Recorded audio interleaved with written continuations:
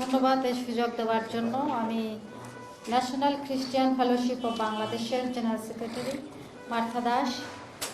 আজকে সুন্দর সুযোগের জন্য আমরা সর্বশক্তিমান ঈশ্বরকে ধন্যবাদ জানাই এবং জামাত ইসলামের আমির মহোদয়ের সাথে আমরা কথা বলেছি।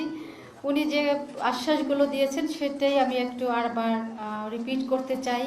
যেটা উনি জাতির উদ্দেশ্যে বলেছেন সেটা হলো, যদি মহান সৃষ্টিকর্তা ওনাদেরকে এই দেশ পরিচালনা করার সুযোগ দেন, তাহলে এই বাংলাদেশের শারিয়া ল অর্থাৎ শারিয়া আইন উনি বাস্তবায়ন করবেন না। এটা আমাদের জন্য খুব ভালো বিষয় ছিল।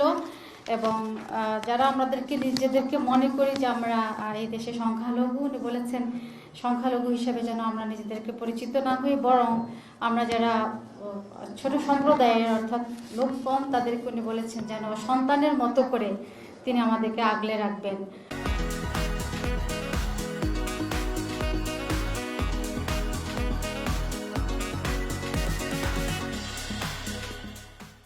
তো এইটাই যেন প্রচলিত থাকে, যদি মহান সৃষ্টিকর্তা ওনাদেরকে দেশে দেশ পরিচালনা করার সুযোগ দেন। আমি সকলের মঙ্গল কামনা করি। ধন্যবাদ। সরি, আমার নাম মার্থা দাস। আমি ন্যাশনাল খ্রিস্টিয়ান ফেলোশিপ অফ বাংলাদেশের জেনারেল সেক্রেটারি। Thank you. সবাইকে শুভ সন্ধ্যা। আমি রেভারেন্ড বনি বারোই, পুরোহিত, বাংলাদেশ ইভাঞ্জেলিক্যাল রিভাইভাল চার্চ।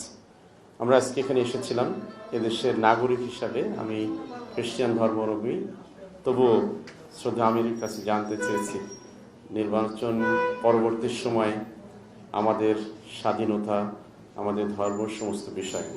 এবং তিনি সুন্দরভাবে আমাদেরকে সময় দিয়েছেন, আমাদের কথা শুনেছেন এবং যে কথা আমাদের শ্রদ্ধেয় রেভারেন্ড মার্থা দাস বলে গিয়েছেন সেই বিষয়ে তিনি আশ্বস্ত করেছেন।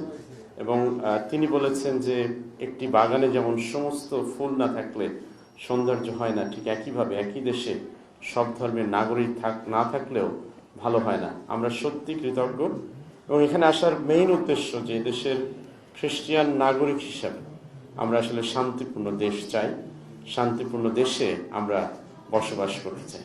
আজকে যারা এখানে আপনারা আছেন আপনাদেরকেও ধন্যবাদ জানাই।